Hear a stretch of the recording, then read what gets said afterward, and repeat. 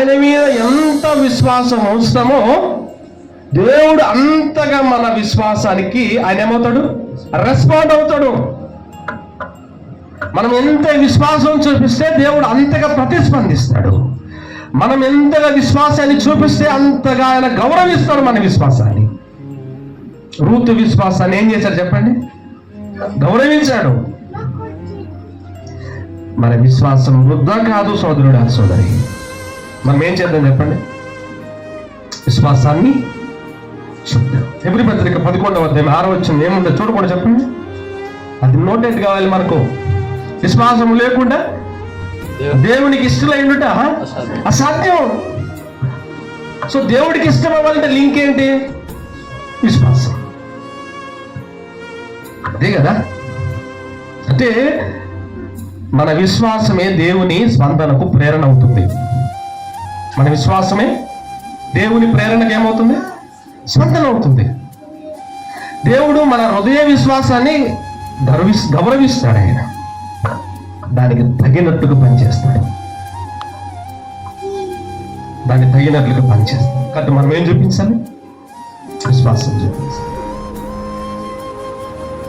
చాలాసార్లు మనలో ఉన్న బలహీనత ఏంటంటే ఈ ఆడవుతుంది, ఏమవుతుంది, వస్తాం లేదు చెప్పండి. మన మనసులో అవునే లేదు చెప్పండి.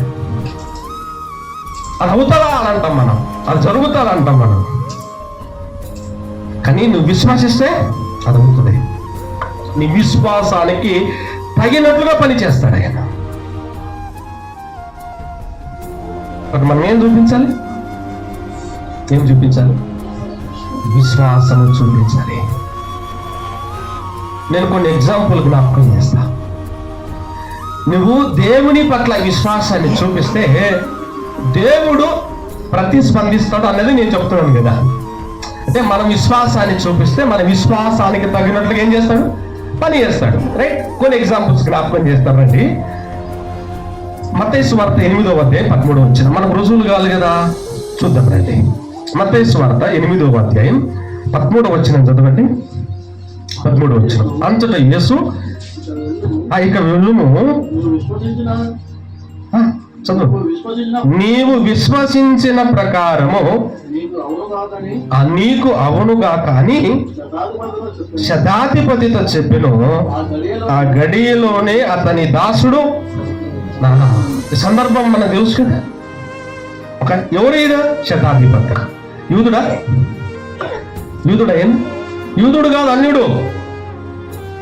అక్కడ ఏముంది 13వ వచనంలో, ఇక వెళ్ళుము నీవు విశ్వసించిన ప్రకారం నీకు అవునుగా కానీ శతాధిపతులు చెప్పిన గడియలో నా దాసుడు ఏమయ్యాడంట. అంటే ఈ శతాధిపతి చూపిన విశ్వాసానికి దేవుడు ప్రతిస్పందించడం లేదా చెప్పండి. అన్నమాట అర్థమైంది మీకు? ఈ శతాధిపతి చూపించిన విశ్వాసానికి దేవుడు ప్రతిస్పందించడం లేదా? ఎట్లా ప్రతిస్పందించాడు చెప్పండి? ఆలస్యం కదా. వెంటనే ఆ మాట పట్టుకోండి. అసలు ఇతడి విశ్వాసం అంటే దేవుడు విశ్వాసానికి ప్రతిస్పందిస్తాడు. అసలు ఇతడు ఎలాంటి విశ్వాసాన్ని చూపించాడు ఆ మాట చూడండి. 8వ వచనం చూడండి. 8వ వచనం 8:8. ఆ శతాధిపతి, ప్రభువా నీవు నా ఇంటిలోనికి వచ్చుటకు నేను పాత్రుడిని కాను, నీవు మాట మాత్రము సెలవుము. అప్పుడు ఏమన్నాడు చెప్పండి? ఎవరైనా శతాధిపతి, అన్యుడు. దేవుడు అంటే యేసు ప్రభు గురించి తెలుసు ఆయనకి? తెలియదు, చూడలేదు అద్భుత కార్యాలు. కానీ ఏమన్నాడు చెప్పండి? ఆ మాట చెప్పండి చాలు. నువ్వు నా ఇంటికి రావడానికి నేను యోగ్యుని కాను, అర్హుని కాను. నీవు వచ్చి తాకి బాబు చేయవలసిన అవసరం లేదు ప్రభా. నువ్వు మా ఇంటికి రావాల్సిన అవసరం లేదు. నువ్వు ఇప్పుడు ఉన్నావు కదా, ఇక్కడి నుంచి నువ్వేం చెయ్యి, నువ్వు మాట మాత్రమే చెప్పు. వాడేమవుతాడు చెప్పండి? స్వస్థపరచబడతాడు. ఏమి విశ్వాసం చెప్పండి? ఒక అన్యుడు ఎరగని వాడు ఏమంటున్నాడు చెప్పండి? నువ్వు రానక్కర్లేదు, నువ్వు భౌతికంగా నువ్వు రానక్కర్లేదు ప్రభా, నీ భౌతిక స్పర్శ అవసరం లేదు ప్రభా. నువ్వున్న స్థలంలోనే నువ్వు ఎక్కడున్నా నువ్వు మాట సెలవిస్తే నా దాసుడు ఏమవుతాడు? అసలు ఈ శతాధిపతి విశ్వాసానికి ప్రభు ఏమయ్యాడు చెప్పండి. ఆ మాట చదవండి మీరు 10వ చూడండి. యేసు ఈ మాట విని ఏం పడ్డాడంటే, అసలు శతాధిపతి విశ్వాసం ఏ విశ్వాసం చెప్పండి? యేసు ప్రభుని ఆశ్చర్యపరిచిన విశ్వాసం ఉందా చెప్పండి? మనలే విశ్వాసం. ప్రభు నీ మాట చాలయ్యా, నీ వాక్యం చాలయ్యా, నువ్వు రానక్కర్లేదు ప్రభా, నువ్వు సెలవిస్తే జరుగుతుంది ప్రభా. ఎంతమంది విశ్వసిస్తున్నా చెప్పండి? మనం ఈ విశ్వాసం మనకుందా చెప్పండి? శతాధిపతి విశ్వాసం ఎలాంటి విశ్వాసం చెప్పండి? ఎలాంటి విశ్వాసం అంటే దేవుడు ఏమైనా చేయగలిగిన, నేను ఇంకో మాట చెప్తాను, సార్వభౌముడు అని అతను గ్రహించాడు. సార్వభౌముడు అంటే అర్థమేంటి తెలుసా? అని ఏమైనా చేయగలిగిన వాడు. ఏ రోగమైనా బాగు చేస్తాడు. ఆయన ఆజ్ఞిస్తే చాలా ఏమవుతుంది? బాగుపడుతుంది.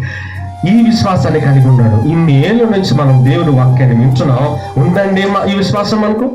చెప్పండి, ఈ విశ్వాసం మనకున్నదా? నీ మాట చాలయ్యా అంటే నీ వాక్యం చాలు ప్రభువా. ఆ వాక్యం పట్ల ఎంతమందికి ఉంది చెప్పండి? నీ మాట మాత్రమే సెలవు. ఏమవుతాడు నా దాసుడు? అది ఎంత దూరమైనా, అన్ని అవరోధాలున్నా అవి ఏవి నీ మాటకేపడం అంటుకోవడం. అంత శక్తి కలిగిన వాడు ప్రభు అని విశ్వసించాలి.